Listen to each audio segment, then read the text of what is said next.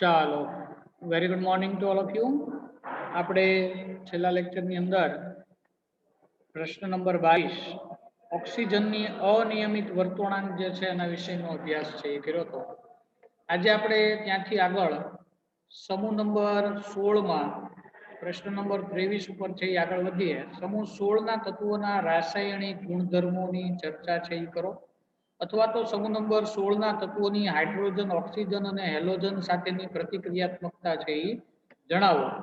એના વિશે આપણે સમજીએ. મીન્સ કે સમૂહ નંબર 16 ના જે તત્વો છે, બરાબર, એની રાસાયણિક પ્રક્રિયાઓ હાઇડ્રોજન સાથે, ઓક્સિજન સાથે, બરાબર, એ બધા તત્વો સાથે આપણે સમજવાનો પ્રયત્ન છે એ કરવો છે. તો એના માટે આપણે ફરીથી એક વખત છે એ લૂપ ટેબલ આપણે જોઈ લઈએ કે ભાઈ લૂપ ટેબલ આપણું જે છે એ ત્યાં આગળ આપણને પેજ નંબર 200 નહીં પણ પેજ નંબર 86 પર છે. યસ, તો લૂપ ટેબલ આપણી સામે છે. પ્રશ્ન સમૂહ નંબર 16 જે છે એની અંદર આપણે વિચારીએ તો ઓક્સિજન, સલ્ફર, સેલેનિયમ, ટેલુરિયમ અને પોલોનિયમ આ તત્વોનો સમાવેશ જે છે એ શેની અંદર થાય છે તો કે ભાઈ સમૂહ નંબર 16 માં. અને આ તત્વોના કોની સાથેના સંયોજનો છે એના વિશેનો આપણે વિચાર કરવાનો છે. તો કે ભાઈ હાઇડ્રોજન સાથે, ઓક્સિજન સાથે, હેલોજન સાથે, આ બધા સાથે આપણે આ તત્વો છે એમનો સંયોજનો વિશે છે એ આપણે વિચાર કરીએ. તો સૌથી પહેલા હાઇડ્રોજન સાથેની પ્રતિક્રિયાત્મકતા છે એ તમને આપી છે કે ભાઈ સમૂહ નંબર 16 ના તત્વો છે એ હાઇડ્રોજન સાથે કેવા પ્રકારના સંયોજનો બનાવશે. તો સમૂહ 16 ના તત્વો H2E પ્રકારના હાઇડ્રાઇડ સંયોજનો છે એ બનાવે છે. અહીંયા આગળ તમે સમજો કે E એટલે શું? તો કે E એટલે સમૂહ નંબર 16 ના તત્વો oxygen, sulphur, selenium, tellurium, polonium, આ બધા તત્વો છે એ તમે E ની જગ્યાએ મૂકી શકો છો. ઇન ધ સેન્સ કે ભાઈ તમે H2O આવી રીતે લખી શકો, સેલેનિયમ માટે H2S, એવી જ રીતે H2Se, એવી જ રીતે H2Te, HTPO, H2PO, આવી રીતે હાઇડ્રેટ સંયોજનો જે છે એ બનાવી શકો. તેમનું એસિડિક લક્ષણ H2O થી H2Te તરફ જતા છે એ શું થાય છે? વધે છે. કારણ કે જેમ જેમ તમે H2O, પછી H2S, પછી તો કે H2Se, એવી જ રીતે H2Te, તો જેમ જેમ તમે આ હાઇડ્રાઇડ સંયોજનોમાં ઉપરથી નીચે આવો છો સમૂહમાં, એમ એમ એસિડિક લાક્ષણિકતા છે એ શું થતી જાય? વધતી જાય. એસિડિક લાક્ષણિકતા છે એ વધવાનું કારણ શું?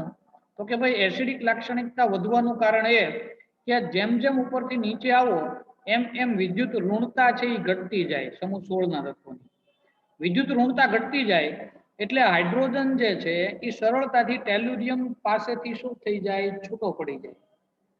મીન્સ કે H2Te છે એ જેટલી સરળતાથી હાઇડ્રોજન આપી શકે છે એટલી સરળતાથી H2O છે એ આપી શકતો નથી.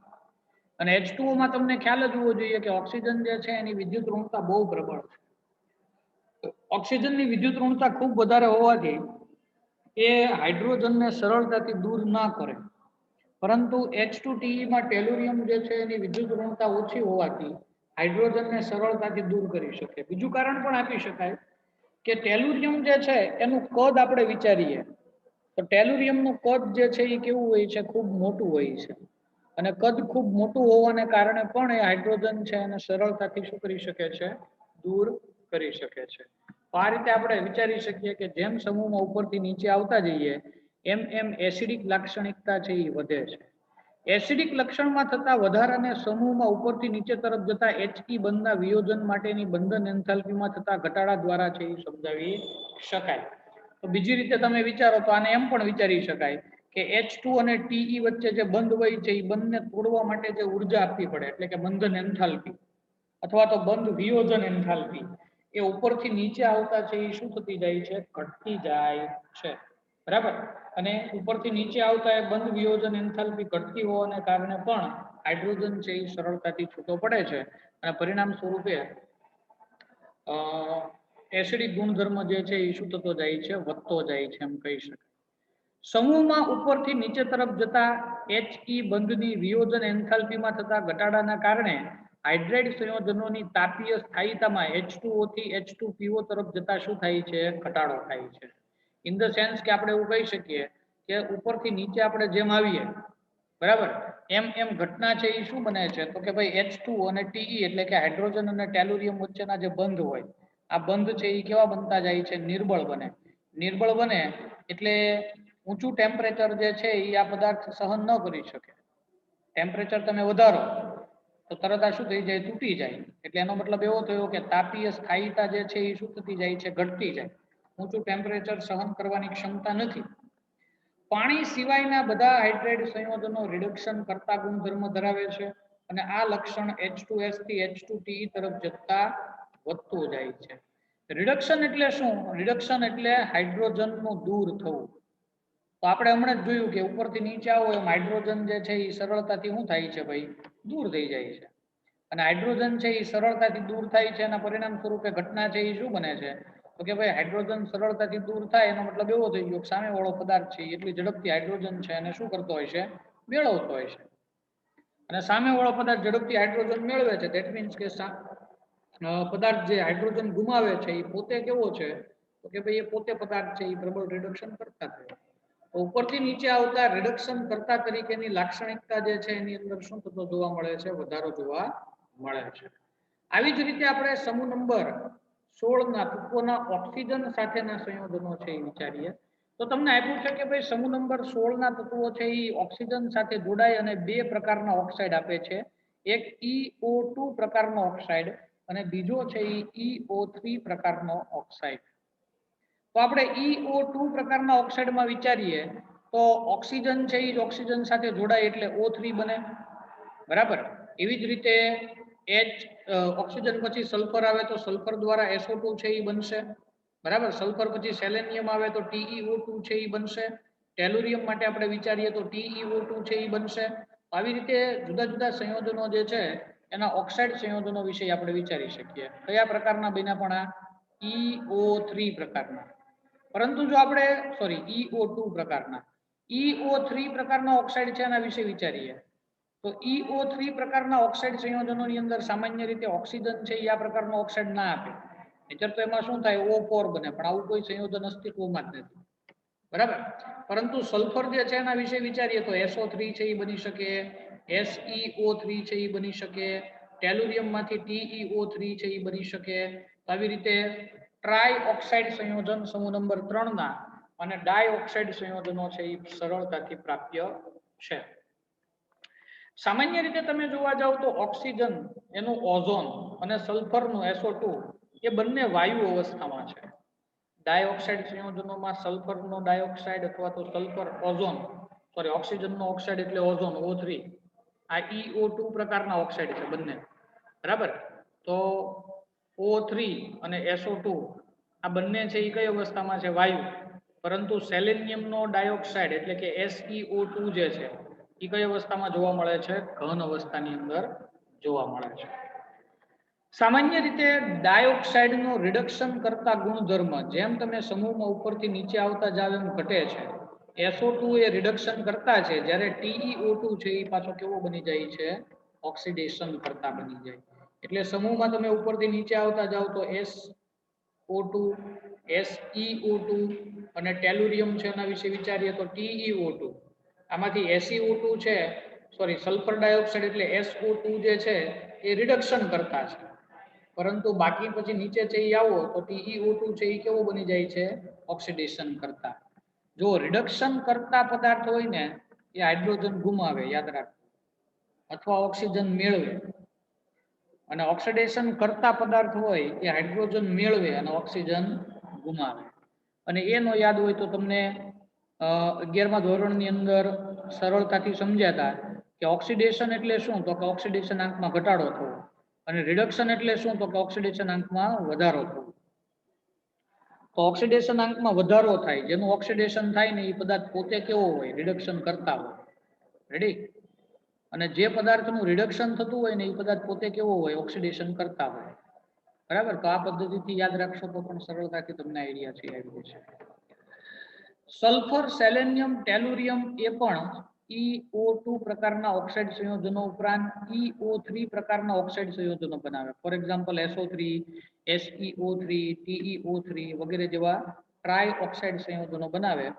આ બંને પ્રકારના ઓક્સાઇડ સંયોજનો છે એ સ્વભાવે કેવા છે? એસિડિક છે. કે ભાઈ સામાન્ય રીતે આ બધા ઓક્સાઇડ સંયોજનો જે પ્રાપ્ત થાય છે, આ બધા ઓક્સાઇડ સંયોજનો સ્વભાવે કેવા પ્રકારના છે? તો કે ભાઈ એસિડિક સ્વભાવ ધરાવે છે.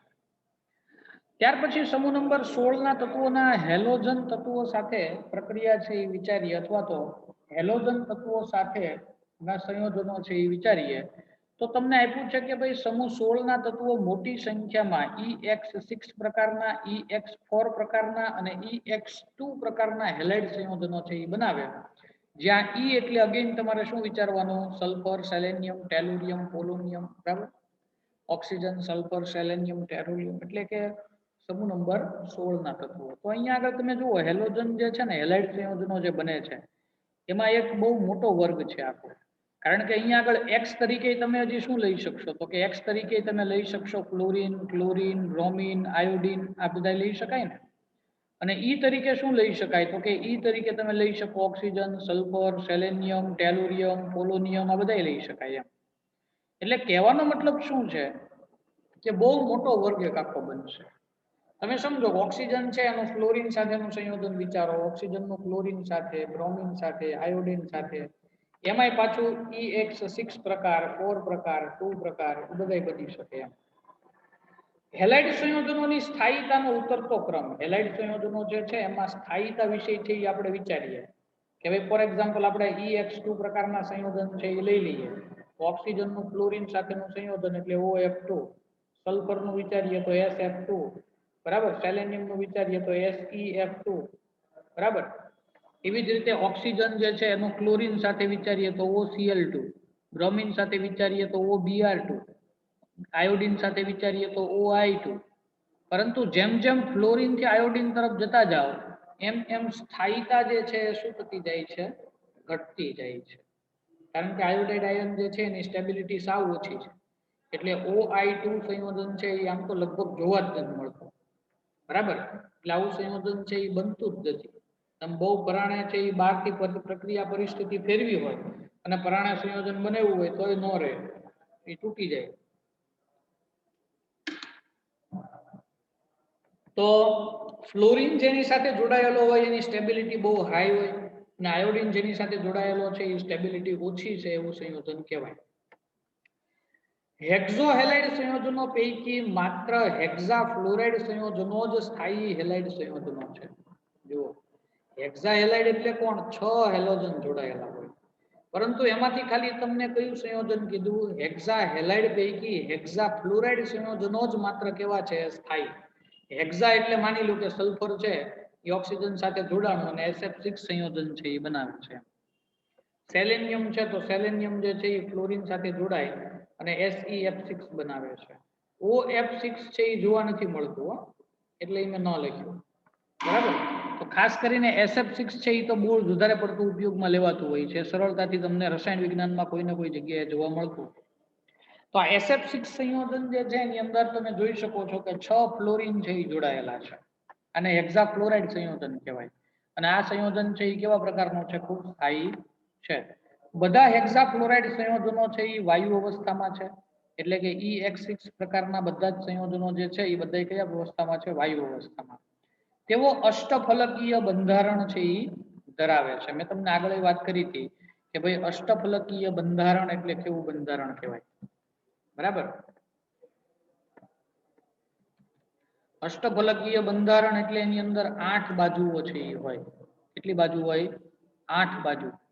દાખલા તરીકે આપણે એક તમને આકૃતિ છે એ બતાવું એટલે તમને આઈડિયા આવે 8 બાજુઓ કેવી રીતે આની અંદર બનતી હોય છે.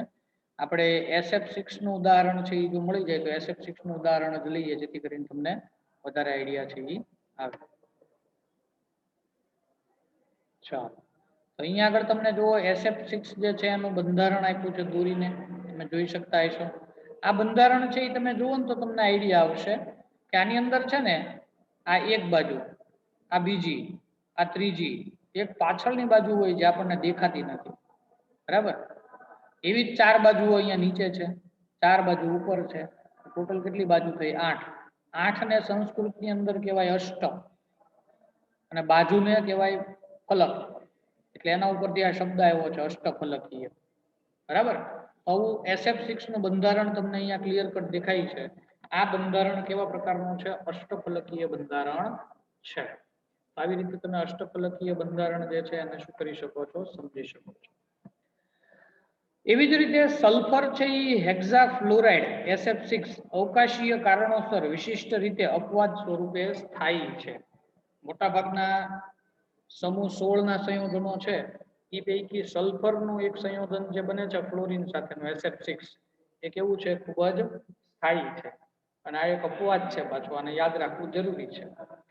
ટેટ્રાફ્લોરાઇડ સંયોજનો પૈકી SF4, SeF4 અને TeF4. તો SeF4 છે એ વાયુ છે, સેલેનિયમનું ફ્લોરાઇડ સંયોજન પ્રવાહી અવસ્થામાં છે અને ટેલુરિયમનું ફ્લોરાઇડ સંયોજન જે છે એ કઈ અવસ્થામાં જોવા મળે છે? ઘન અવસ્થાની અંદર જોવા મળે છે. તો ટેટ્રાફ્લોરાઇડ એટલે EX4 પ્રકારના, બરાબર. EX4 પ્રકારમાં સલ્ફર, સેલેનિયમ, ટેલુરિયમ. તો સલ્ફરનું ટેટ્રાફ્લોરાઇડ વાયુ અવસ્થામાં, આ પ્રવાહી અવસ્થામાં અને આ ઘન અવસ્થામાં. આ ફ્લોરાઇડ સંયોજનો છે એ sp3d સંકરણ છે એ ધરાવે છે અને તેથી તેનો આકાર કેવો હોય છે? ત્રિકોણીય દ્વિપિરામિડલ. આ બધાનો આકાર જે છે એ કેવો જોવા મળતો હોય છે? ત્રિકોણીય દ્વિપિરામિડલ પ્રકારનો આકાર છે એ જોવા મળતો હોય છે, જેમાં એક અબંધકારક ઇલેક્ટ્રોન યુગ્મ દ્વારા એક નિરક્ષીય સ્થાન રોકાયેલ છે. આ ભૌમિતિક આકારને ચીચવો ભૌમિતિક આકાર પણ કહેવાય છે, બરાબર.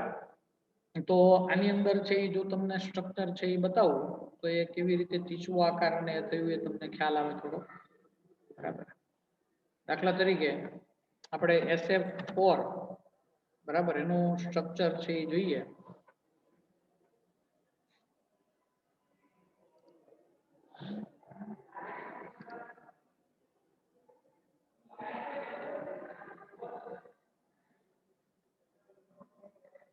ચાલો, તો અહીંયા આગળ જે સ્ટ્રક્ચર તમને આપ્યું છે એની અંદર જુઓ તો ખ્યાલ આવશે કે ભાઈ સામાન્ય રીતે આકાર જે આપણને જોવા મળે છે, બરાબર, એ કેવા પ્રકારનો છે? ત્રિકોણીય દ્વિપિરામિડલ. આમાં બે પિરામિડ છે.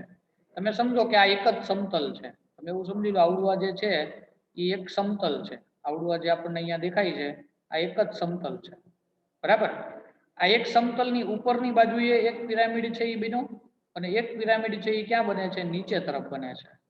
એટલે આને કેવું કીધું? ત્રિકોણીય દ્વિપિરામિડલ. હવે બીજી એક વસ્તુ કે સલ્ફરની બાહ્યતમ કક્ષામાં 6 ઇલેક્ટ્રોન હોય, 6 માંથી 4 છે એ યુઝ થઈ ગયા અને એક ઇલેક્ટ્રોન યુગ્મ હજી પડ્યું હોય, એને અહીંયા બતાવી દીધું છે, બરાબર. લાઈક ધીસ તમે જુઓ તો ઇલેક્ટ્રોન યુગ્મની ગોઠવણી કે તો એ ત્રિકોણીય દ્વિપિરામિડલ થઈ, પરંતુ અણુનો આકાર કે ને તો એ આવો ચીચવો આકાર થયો. જુઓ, આપણે ઘણી વખત ગાર્ડન ની અંદર છે બે વ્યક્તિ અહીંયા સામસામે બેસે અને ઉપર નીચે થાય એવું પાટિયું લગાડેલું હોય, એને ચીચવો આકાર કહે. તો જ્યારે અણુના આકારની વાત કરતા હોઈએ ને ત્યારે આ ઇલેક્ટ્રોન યુગ્મને ધ્યાનમાં નથી લેવાતું, બરાબર. પરંતુ ઇલેક્ટ્રોન યુગ્મની ગોઠવણી કે તો આ ઇલેક્ટ્રોન યુગ્મને ધ્યાનમાં લેવું પડે, બરાબર છે. એટલે તમે જો આને વિચારશો તો ચીચવો આકાર છે એ થશે, બરાબર. અને આને વિચારશો તો ત્રિકોણીય દ્વિપિરામિડલ આકાર છે એ બનશે. આવી રીતે આપણે આ ઘટના છે અને શું કરી શકીએ? સમજી શકીએ. આ તો મેં SF4 નું એક ઉદાહરણ આપ્યું ખાલી, હો. SF4 નહીં, SeF4, TeF4 બધાયમાં આ જ ઘટના બનતી, બરાબર. સામાન્ય રીતે ઓક્સિજન સિવાયના બધા જ તત્વો ડાયક્લોરાઇડ સંયોજનો અને ડાયબ્રોમાઇડ સંયોજનો છે એ બનાવે છે. ઓક્સિજન એક જ એવું છે કે જે ડાયક્લોરાઇડ મીન્સ કે OCl2 અને ડાયબ્રોમાઇડ એટલે કે OBr2 આવું સંયોજન છે એ બનાવતું જ નથી, બરાબર. જ્યારે ઓક્સિજન સિવાયના બાકીના સંયોજનો છે એ આવી રીતે ઓક્સિજનની જગ્યાએ સલ્ફર ને બધા મૂકો તો એ બનાવી શકે છે.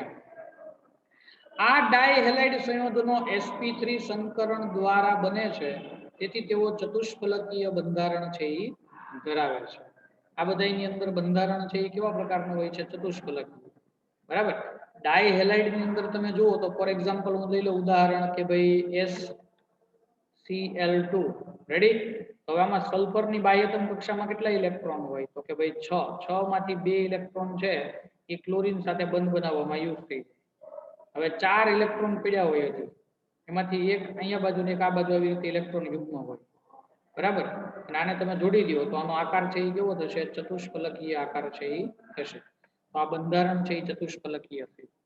એમાં 4 બાજુ હોય। ખૂબ જ જાણીતા મોનોહેલાઇડ સંયોજનો સ્વભાવમાં દ્વિઅણુ સ્વરૂપના હોય છે। દાખલા તરીકે SF, દાખલા તરીકે HCl, SBr, આ બધા મોનોહેલાઇડ સંયોજનો કહેવાય। મોનોહેલાઇડ એટલે એ બધામાં એક જ છે હેલોજન જો, પરંતુ આ બધા કોઈ દિવસ આવડી અવસ્થામાં જોવા જ નથી મળતા। જેમ ઓક્સિજન વાતાવરણમાં O અવસ્થામાં નથી મળતો પરંતુ O2 અવસ્થામાં મળે છે, એમાં SF તે ખાલી SF અવસ્થામાં જોવા જ નથી મળતો પરંતુ એ કઈ અવસ્થામાં જોવા મળે છે? H2F2 અવસ્થામાં, અથવા તો H2Cl2 અવસ્થામાં, અથવા તો આ બધા દ્વિઅણુ સ્વરૂપે ટૂંકમાં જોવા મળે છે। આ દ્વિઅણુઓ હેલાઇડ સંયોજનો નીચે પ્રમાણે વિષમીકરણ પ્રક્રિયા છે એ આપે છે। આ બધા કેવી પ્રક્રિયાઓ આપે? વિષમીકરણ પ્રક્રિયા। વિષમીકરણ પ્રક્રિયા એટલે તો કે ભાઈ મેં તમને આગળ પણ સમજાવ્યું હતું કે ઓક્સિડેશન આંક જે છે એ વધતો અને ઘટતો હોય। દાખલા તરીકે આમાં સેલેનિયમ જે છે એનો ઓક્સિડેશન આંક તમે ગણો તો કેટલો આવશે? +2 આવશે। આમાં તમે સલ્ફરનો ઓક્સિડેશન સેલેનિયમનો ગણો તો કેટલો આવશે? +4 આવશે। અને આમાં કેટલો આવશે? આ તો તટસ્થ તત્વ છે એટલે 0 આવશે। તો જુઓ, એકમાં સેલેનિયમનો ઓક્સિડેશન આંક વધ્યો અને એક જગ્યાએ શું થયો? ઘટ્યો। ઓક્સિડેશન આંક જે છે એ એક જ તત્વનો વધતોય હોય રાસાયણિક પ્રક્રિયામાં અને ઘટતોય હોય, બે વસ્તુ એક સાથે થતી હોય એમ। તો આવી પ્રક્રિયાઓ જે છે એને કેવી પ્રક્રિયાઓ કહેવાય છે? વિષમીકરણ પ્રક્રિયાઓ કહેવાય। તો અહીંયા આગળ આ જે બધા મોનોહેલાઇડ સંયોજનો છે અથવા દ્વિઅણુ સ્વરૂપના જે હેલાઇડ સંયોજનો છે, આ બધા હેલાઇડ સંયોજનો કેવી રાસાયણિક પ્રક્રિયાઓ આપે છે? તો કે ભાઈ વિષમીકરણ પ્રક્રિયાઓ આપે છે। કોયડા સ્વરૂપનો પ્રશ્ન તમને આપ્યો છે, જે પ્રશ્ન આપણે થિયરીની અંદર ઓલરેડી ભણી ગયા કે H2TE કરતા H2S છે એ ઓછો એસિડિક છે। શું કામ? કારણ કે H2TE ઝડપથી H+ આપી શકે, આ ઝડપથી ન આપી શકે। તો જે ઝડપથી H+ આપે એ વધારે એસિડિક કહેવાય, જે ન આપે એ ઓછો એસિડિક કહેવાય, બરાબર? અથવા બીજી રીતે વિચારીએ તો H અને TE વચ્ચેનો બંધ જે છે એની બંધ વિયોજન એન્થાલ્પી ઓછી છે એટલે હાઇડ્રોજન સરળતાથી છૂટો પડે, બરાબર? જ્યારે H2S માં સરળતાથી છૂટો પડી શકતો નથી। તો આ રીતે આપણે પ્રશ્ન છે એ જોયો કે ભાઈ સામાન્ય રીતે સમૂહ નંબર 16 ના તત્વો છે એ હાઇડ્રોજન સાથે, ઓક્સિજન સાથે, હેલોજન સાથે અલગ અલગ પ્રકારના સંયોજનો છે એ આપે છે। ત્યાર પછી આપણે જે આગળ પ્રશ્નો જોઈ ગયા છીએ એ પ્રશ્નો બધા રિપીટ થાય છે અહીંયા આગળ, બરાબર? કે ભાઈ સલ્ફરના સ્ત્રોત તો આપણે આગળ જોયું હતું। પછી સમૂહ 16 ના તત્વોની તાપીય સ્થાયીતા, તો એ પણ આપણે વિચારી હતી કે ભાઈ સમૂહમાં ઉપરથી નીચે આવો એમ તાપીય સ્થાયીતા છે એ ઘટતી જાય। પછી આપણે જોયું હતું કે ભાઈ શા માટે H2O પ્રવાહીમાં અને H2S વાયુમાં છે? કારણ કે H2O છે એમાં હાઇડ્રોજન બંધ બનતો હોય છે પાણીના અણુ વચ્ચે, કારણ કે ઓક્સિજનની વિદ્યુત ઋણતા બહુ વધારે છે। જ્યારે H2S માં સલ્ફરની વિદ્યુત ઋણતા કમ્પેરેટિવ ટુ ઓક્સિજન ઓછી હોવાથી હાઇડ્રોજન બંધ કદાચ બનતો હશે પણ એટલો બધો પ્રબળ હોતો નથી। પરિણામ સ્વરૂપે H2S છે એ વાયુ અવસ્થામાં છે, જ્યારે H2O છે એ કઈ અવસ્થામાં છે? પ્રવાહી અવસ્થાની અંદર જોવા મળે છે। તો આવી રીતે આપણે સમૂહ નંબર 16 ના તત્વોના હાઇડ્રોજન, ઓક્સિજન, હેલોજન સાથેના સંયોજનો છે એના વિષયનો અભ્યાસ છે એ ત્યાર પછી હવે આપણે સમૂહના વારાફરતી તત્વો છે એ લેતા જવાના છે કે ભાઈ ફોર એક્ઝામ્પલ તમે વિચારો તો સમૂહ નંબર 16 ની અંદર આવતું પહેલું તત્વ એટલે ઓક્સિજન છે અને ઓક્સિજનનું આપણે પેલા ઓક્સિજનના સંયોજનો જે છે જુદા જુદા એના વિશે છે એ વિચારશું। તો આપણે સૌથી પહેલા ઓક્સિજન વિશે જ વાત કરીએ તો ઓક્સિજનનું સંયોજન એટલે એ ઓક્સિજન પોતે ઓક્સિજન O2 સ્વરૂપમાં જે મળે છે તે ઓક્સિજન તત્વનું પહેલું સંયોજન O2 છે એના વિશે વિચારીએ તો ડાયઓક્સિજન વાયુની બનાવટ અને ભૌતિક ગુણધર્મો છે એ જણાવો। એના પહેલા એક માહિતી આપી દઉં।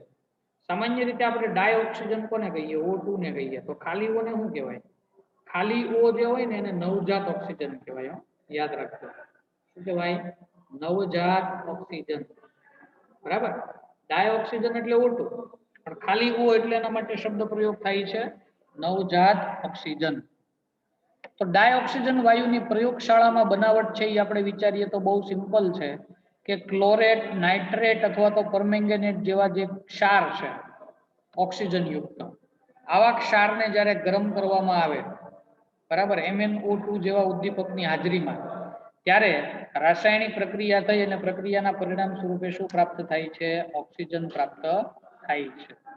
આ ઉપરાંત બીજી પદ્ધતિ કીધી છે કે વિદ્યુત રાસાયણિક શ્રેણીમાં નીચેની ધાતુઓના ઓક્સાઇડ સંયોજનો તથા કેટલીક ધાતુઓના ઉચ્ચતર ઓક્સાઇડના ઉષ્મીય વિઘટનથી પણ ઓક્સિજન વાયુ છે એ પ્રાપ્ત થતો હોય છે. કે ભાઈ for example silver oxide, lead oxide, mercury oxide, lead oxide, lead dioxide, આ બધા સંયોજનો જે છે એનું વિદ્યુત રાસાયણિક વિઘટન કરવામાં આવે.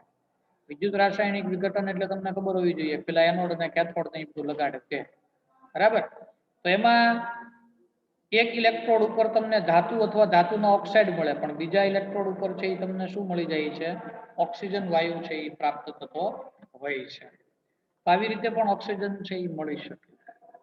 હાઇડ્રોજન પેરોક્સાઇડ જે છે એ સરળતાથી ઉદ્દીપકો જેવા કે સૂક્ષ્મ વિભાજિત ધાતુઓ, સૂક્ષ્મ વિભાજિત ધાતુઓ એટલે silver, okay, gold, okay, tin, platinum, આ બધી સૂક્ષ્મ વિભાજિત કહેવાય, જે લગભગ નિષ્ક્રિય છે.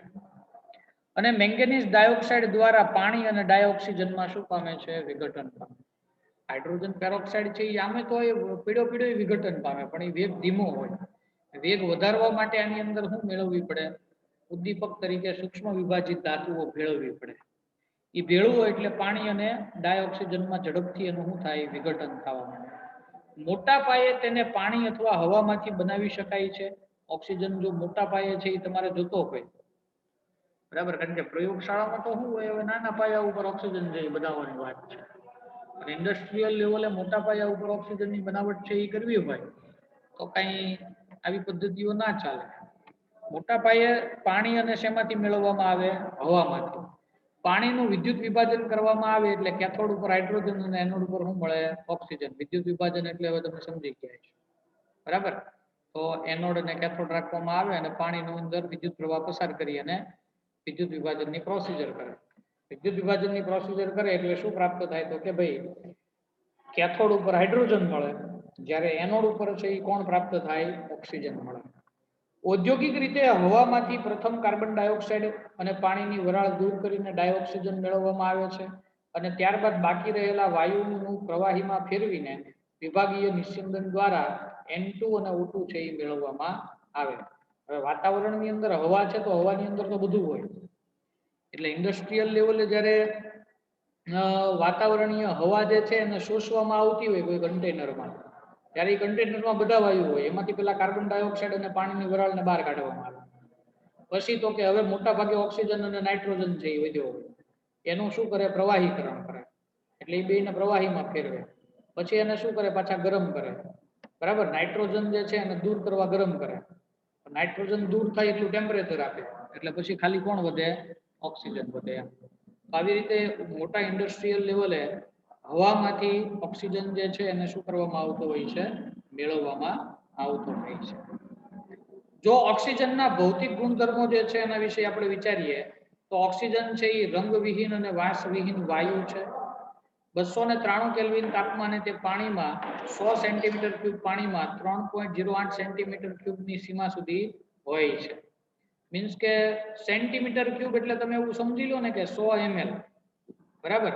અને 3.08 ml, તો 100 ml એ કેટલો ઓક્સિજન ઓગળેલો હોય? 3.08 ml જેટલો ઓક્સિજન હોય.